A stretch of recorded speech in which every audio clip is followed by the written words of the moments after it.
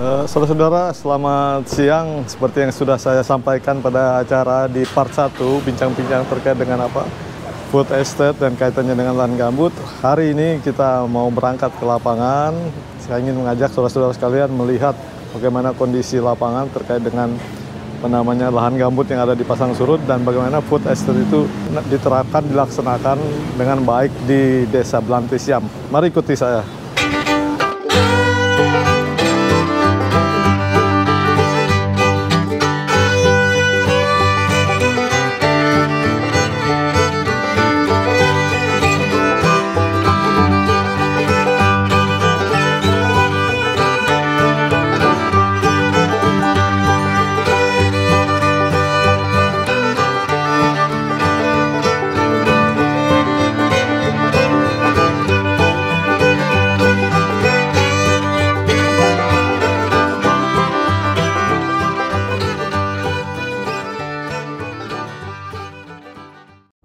Saudara-saudara, kita sudah mulai memasuki, ini merupakan jalan akses menuju ke kawasan food estate di Belantisiam dan sekitarnya.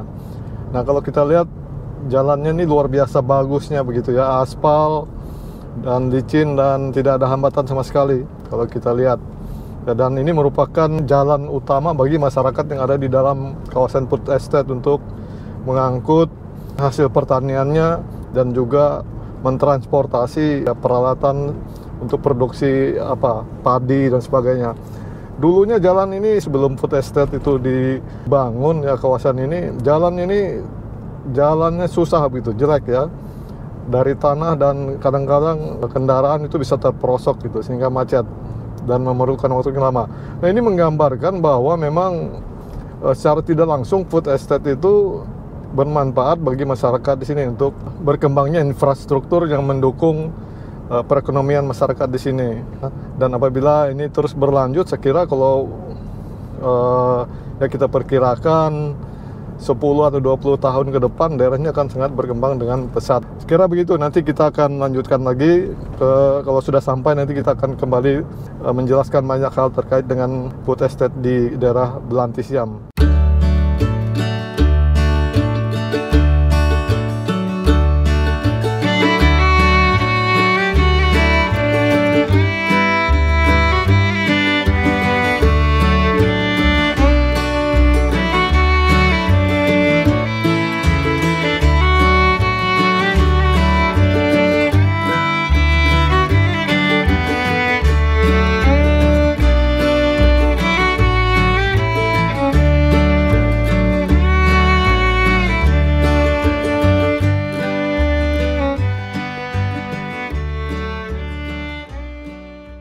Oke, saudara-saudara sekalian, kita sudah sampai di salah satu jembatan yang setelah ini kita akan memasuki kawasan Belantisiam, daerah food estate ya. Nah, ini jembatan merupakan tempat penyeberangan yang namanya Anjir. Kalau kita melihat jauh ke sana, terlihat sekali bahwa ini lurus, berarti ini dibangun oleh manusia ya, dibuat oleh manusia yang namanya Anjir, yang Pak Aswin, Dr. Aswin katakan kemarin, menyambungkan sungai besar. Nah, ini ada Pak Aswin, kita mau konfirmasi lagi pembicaraan kita kemarin.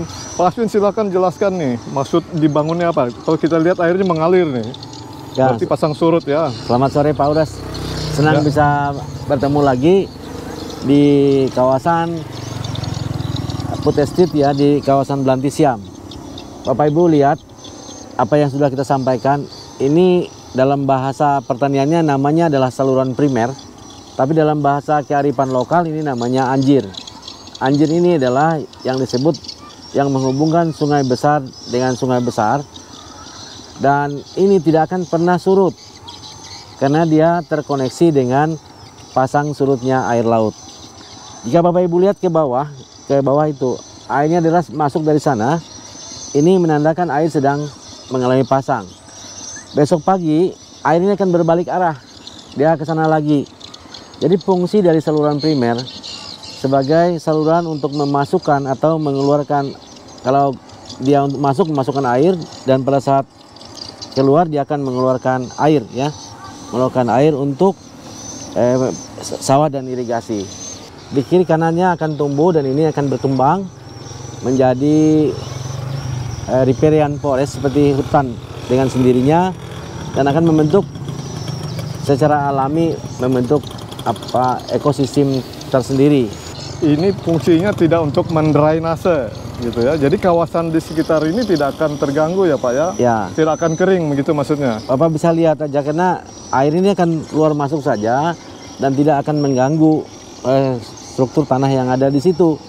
Jadi proses pelapukan memang ya tidak terjadi begitu dahsyat dengan pengaruh anjir ini karena tanahnya sendiri sudah melapuk ya, hampir menjadi tanah mineral. Kalau kita lihat warnanya ini indikasinya apa Pak? Airnya kan kayak coklat gitu. Kalau kita lihat rumput itu ada yang apa merah-merah itu indikasi bahwa ada pencucian ya, pencucian lahan. Ya betul Pak. Jadi ini kan air yang masuk dari sana. Jadi ini banyak membawa unsur-unsur hara masuk dari sungai yang besar. Kemudian pada saat air surut, airnya juga berbalik arah lagi Pak Uras ke arah sana. Ya. Jadi inilah ciri khas atau keunikan ya handil atau anjir di daerah Pasang Surut ini. Nah untuk mengkoneksi dengan sawah ini seperti apa Pak? Ada saluran-saluran mestinya ke dalamnya. Mungkin kalau ini primer berarti ada saluran ya, ada tadi sekunder. Saluran sekunder yang nanti kita lihat dia secara otomatis masuk kalau air pasang masuk. Jadi dia bisa bisa masuk menuju ke saluran-saluran. Ya ini kelihatan lain. Ini Pak arahnya ke sana ya. Bapak Ibu bisa lihat seluas ini. Jadi nanti ada saluran lagi yang masuk lewat pintu-pintu air dan itu nanti yang akan menjadi pengairan di sawah Pasang Surut ini. Saudara, kita sudah sampai di ini ada persawahan di kawasan Food Estate di Belantisiam. Kita bisa melihat sejauh mata memandang adalah sawah begitu. Dan satu blok ini kurang lebih 1 hektar ya. 1 hektar persawahan dan ini sudah ada mulai musim tanam. Seperti yang kita bicarakan sebelumnya, kita melihat bahwa dia ada tanah, ada galangan sawah, ada hamparan sawahnya, kemudian di sana ada batas-batas yang mungkin batas kepemilikan atau batas luasan sawah. Oke, Pak Aswin, ini kita sudah sampai di sini. Bapak mungkin mau menjelaskan dari perspektif lahan gambut dan sistem pertanian yang ada di Pasang Surut. Silakan Pak. Baik Pak Uras. Senang lagi jumpa dengan kita di sini. Ini adalah kondisi sawah Pasang Surut ya untuk tanaman padi, di mana sawah Pasang Surut ini atau lahan rawa gambut yang ada di sini itu sangat potensial sekali untuk dikembangkan menjadi lahan pasang surut. Pengembangan lahan pasang surut ini memang banyak sekali kendalanya, tapi dari segi kesuburan tanahnya itu tidak dilakukan lagi bahwa ini adalah tanah yang cukup subur, karena kita lihat yang sering menjadi perdebatan di mana-mana bahwa ini adalah kawasan gambut yang nanti akan banyak merusak, berdampak terhadap lingkungan. Tapi sesungguhnya kalau lihat tanah gambutnya Pak Uras, ya. Tanah gambut ini adalah tanah gambut yang sudah melapuk secara sempurna. Jadi ini bahan organiknya sudah sangat sedikit dan sangat subur apabila ini kita mengalami pengeringan. Karena itu di lahan pasang surut perlu dibuat kanal-kanal untuk melakukan pengeringan, pencucian unsur-unsur racun yang nempel di sini sehingga tanah ini menjadi subur untuk pertanian. Bapak dan Ibu sekalian, dan ini bahwa penggunaan lahan gambut yang seperti ini untuk sawah sangat diharapkan, dan ini juga seiring dengan kearifan lokal yang sudah berkembang di Kalimantan Tengah. Ratusan tahun yang lalu nenek moyang kita juga sudah memanfaatkan tanah ini untuk sawah dan padi ladang. Pak, tadi disebut permasalahan. Apa sih sebenarnya permasalahan? Tadi kan terkait dengan pirit. Tapi saya lihat juga ada tanaman-tanaman yang mencirikan bahwa ada kemasaman, tingkat kemasaman di sini. Gimana Pak itu cara mengatasinya kalau di sini? Ya, jadi untuk mengatasi di sini memang ini kendala utama adalah pirit. Karena itu pengolahan lapisan tanah itu harus tidak lebih dari 50 cm atau kurang Pak Uras. Jadi harus jangan terlalu dalam. Kalau dengan tajak secara tradisional orang dulu menggunakan tajak. Ya, kalau dulu menggunakan tajak paling 30 cm, Kalau 20 cm gitu. Iya, kalau traktor bisa Pak, traktor pertanian itu digunakan. Ya, kadang-kadang kalau itu bisa pakai rotari atau bahkan bisa rotari itu juga kadang-kadang tidak memungkinkan, kadang-kadang sini kena agak dalam. Jadi harus menggunakan teknik lain, misalnya masang pakai ban saja untuk dia berputar seperti itu. Ya, mengolah tanah ya Pak ya. Mengolah tanah pakai kekuatan bannya saja. Itu yang sering kita gunakan di sini. Itu Pak. Jadi teknologi pengolahan tanah juga sudah kita ketahui tergantung dari berapa kedalaman piritnya. Nah, ini tanaman purun ini kan kalau tidak dikelola ini kan mencerminkan bahwa sini adalah punya lapisan pirit yang cukup tinggi. Tanah yang masam gitu. Dan purun ini adalah salah satu tumbuhan yang bisa menetralisir kondisi lahan dan air di sini sehingga bisa kondisi ini tidak beracun. Jadi dia menyerap banyak unsur-unsur itu Pak Horas. Pak, kemarin Bapak bicara masalah surjan. Masalah ini kan terlalu luas nih kayaknya untuk pengelolaan, misalnya untuk ini. Apa ini memang terlalu luas atau masih bisa diinikan ini? Ya, jadi ini kalau kita lihat Pak, ini adalah sistem tapin ya, tanam pindah. Jadi sistem ini memang yang diharapkan oleh masyarakat di sini, tapi ini membutuhkan banyak tenaga kerja dan juga biaya karena beberapa kali pindah. Nah, di sini ada 3 teknik budidaya. Ada yang namanya sistem tabur dengan tangan, tabur langsung, istilahnya tabela. Ada juga tabela dengan alat. Kalau sini namanya gelebek ya, yang ditarik seperti itu. Dan itu membutuhkan 80-an kilogram per hektar ya bibitnya. Tapi hasilnya juga tidak jauh beda dengan yang tabela seperti itu. Jadi di sini hampir ya banyak yang menggunakan sistem tabela di tempat ini. Baik, saudara-saudara, kita sekarang masih berada di kawasan Food Estate Desa Belanti Siam.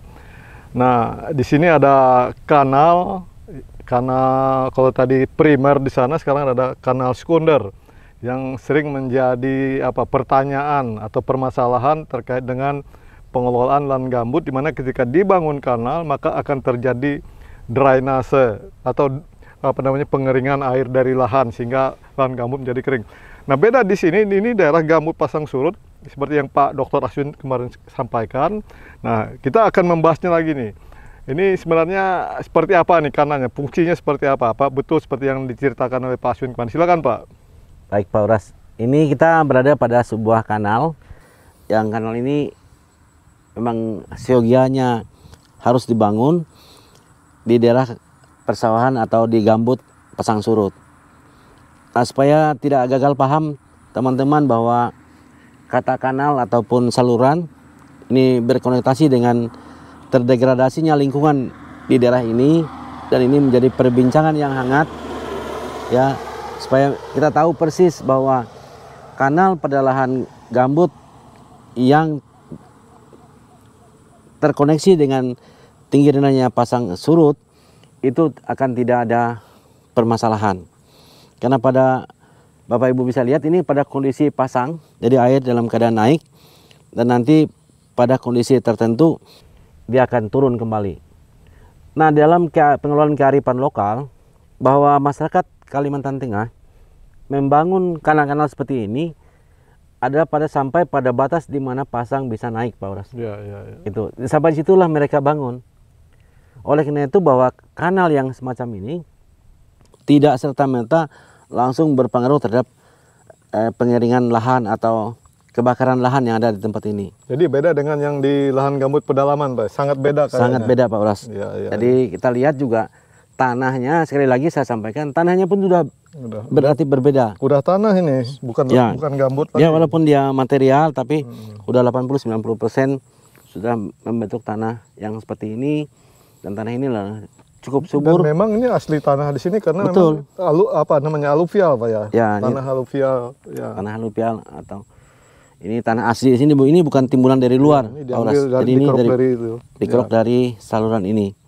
Jadi kepada Bapak Ibu, biar ini tidak gagal paham bahwa pengembangan padi sawah di pasang surut ini adalah menanti kita semua, dan saya pikir ini memang sebuah program yang harus tetap dilanjutkan ya untuk ketahanan pangan Kalimantan Tengah dan ketahanan pangan nasional secara umumnya. Jadi bagaimana kita melihat di sini hamparan-hamparan sawah yang harus kita kembangkan untuk perluasan lahan pertanian. Untuk ketahanan pangan ini bisa dibayangkan Pak, kalau ini nggak ada mungkin kita akan kekurangan beras ini. Ya. Jadi ini perlu pembinaan ya. Jadi perlu pembinaan saja jalur pemasarannya seperti apa, dan pemerintah sudah membuat pola-pola seperti ini. Ini sudah cukup bagus. Kalau tanpa pemerintah yang bangun seperti ini, petani tidak akan mungkin mampu. Ya. Membangun kanal sepanjang sebesar ini memang perlu bantuan dari pemerintah. Sehingga saya kira program food estate saya boleh katakan seharusnya tetap dilanjutkan Pak Aswin. Iya betul Pak. Maaf ini kami tidak bicara tentang segi politiknya, tapi dari segi fungsi dan manfaat bagi masyarakat Kalimantan Tengah sudah kita lihat bahwa ini cukup menjanjikan. Bagi Bapak Ibu yang ingin langsung bisa lihat ke sini, silakan datang di Desa Belantisiam. Ini adalah salah satu pilot project pengelolaan lahan gambut pantai untuk sawah di Kalimantan Tengah. Ya, saya kira seperti itu penjelasan dari Pak Aswin, dan sekira sudah cukup ya memahami apa yang disampaikan kemarin pada saat bagian pertama pembuatan video ini terkait dengan masalah lahan gambut dan food estate. Sekian dan terima kasih. Terima kasih. Selamat sore Pak Yadi. Ya, sore. Saya dari Beranda Akademisi mau nanya pendapat Bapak tentang food estate yang sekarang ini di Belantisiam. Bagaimana pandangan Bapak perbedaan dulu dengan sekarang Pak, dengan seluruh program ini? Apakah ada bedanya atau bagaimana Pak? Kalau bedanya ada Pak, pembangunan ya berjalan, terus seperti sekunder-sekunder diperhatikan. Masalah jalan ini juga diperhatikan. Akses juga sudah bagus ya? Sudah bagus. Ya positif lah Pak intinya. Dampaknya buat ini Pak, buat pertanian hasilnya. Hasil pertanian bagaimana dibandingkan yang dulu Pak? Hasil pertanian kita kan banyak dianu juga apa namanya, dibantu gitu loh Pak. Masalah bibit, terus ada obat-obatan juga, jadi sangat membantu lah kepada petani. Apakah petani merasa senang atau tidak Pak selama ini? Kalau kami merasa senang Pak. Senang sekali. Iya. Ya, apa ini perlu, apa saran Bapak, perlu dilanjutkan atau gimana food estate ini? Ya kalau menurut saya pribadi ya pengennya dilanjutkan Pak. Iya. Iya. Jadi banyak membantu petani, menguntungkan kan? ya. Iya. Kalau seperti ini saluran ini kan dari program ini bukan food estate nih Pak? Iya. Program. Termasuk. Terus yang di sana di dalam juga ada juga. Dibersihkan juga saluran air ini kan. Iya. Ini berapa kali Pak setahun yang bisa di kawasan ini Pak? Selama kalau sudah saluran primernya udah bagus, jalan sudah enak, untuk periode tanamnya berapa kali setahun? Kalau setahun kami tetap menggunakan 2 kali Pak di sini. Oh, 2 kali setahun ya. Ya. Soalnya banyak faktor juga, ada pernah kemarin 3 kali. Cuma tikus ya, burung itu Pak. Yaitu faktor alam kan, kita nggak bisa memaksa ya. Gitu. Iya Pak. Ya itu yang sangat penting Pak. Kami ini terlepas, ini saya disclaimer dulu, tidak ada unsur politisnya, unsur apa, tapi murni dari inisiatif kami untuk melihat bagaimana sih sebenarnya food estate dan tanggapan masyarakat petani di daerah ini. Karena ini nanti biar orang kan banyak orang bilang, oh, ini kan merusak hutan, merusak integrasi lingkungan, gambut terbakar. Bagaimana menurut Bapak yang itu? Enggak juga Pak sebetulnya. Kalau di sini kan memang diperuntukkan untuk lahan persawahan kan. Pasang surut ya Pak? Iya, pasang surut. Jadi kadang ada lahan pohon-pohon galam itu kan kita mau jadikan sawah ya, mau nggak mau kita robohkan galamnya itu untuk dijadikan persawahan. Biar produktif lah Pak itu. Iya. Baik Bapak, terima kasih banyak ya. Iya Pak. Terima kasih banyak ya atas waktunya. Mudah-mudahan ini tetap berjalan dan sehat selalu ya. Mudah-mudahan hasilnya banyak ya. Ya Pak, sorry mengganggunya. Iya nggak apa-apa. Kira-kira menurut Bapak, Pak Eter ya, apa dampak food estate ini bagi Bapak di daerah ini? Dampaknya malah bagus, keberhasilan kalau bagi kami Ya, dengan adanya jalan ini. Sejauh mana perbandingan yang dulu dengan yang sekarang Pak Eter? Oh, kalau sebelum food estate ini kita penduduk di sini seperti tidak ada hubungan, mati hubungan. Oh, seperti Transportasi jalan rusak. Transportasi itu pelutok menghadap pelutok aja. Oh, jadi jalan kayak air, penduduk ya. terbuang gitu ya. Ya. Jadi dengan Sangat bersyukur kalau ada positif ini kemarin ini karena membantu sekali. Jadi kedepannya berharap ini terus jalan, Pak ya? Iya, harus terus jalan. baik Peter, harapannya mudah-mudahan Putesit ya terus jalan. Karena kita di sini kan sumber pertanian. Ya. Ya. Apalagi tempat kita ini kan satu kali panen aja desa ini ribuan ton. Hasil padinya gimana? Bagus, Pak? Ribuan ton ini. Oh, oke. Meningkat. Meningkat. pesat ini. Ya. Bagaimana Peter dengan orang bilang bahwa ini kurang berhasil di sini? Menurut Bapak sendiri selaku pelaku, Sangat enggak setuju kalau itu. Kalau enggak berhasil. berarti Kalau bagi kami sangat berhasil. ya dan sangat Karena didukung. penjualan padi kemarin aja mudah. Yang basah pun dibeli orang. Oke, ya. Ya. Seperti kemarin kan diangkut ke Banjar, beli basah langsung timbang dari anu aja. Dari apa namanya itu? Dari sawah. Ya. Begitu komben selesai, timbang komben langsung masuk truk.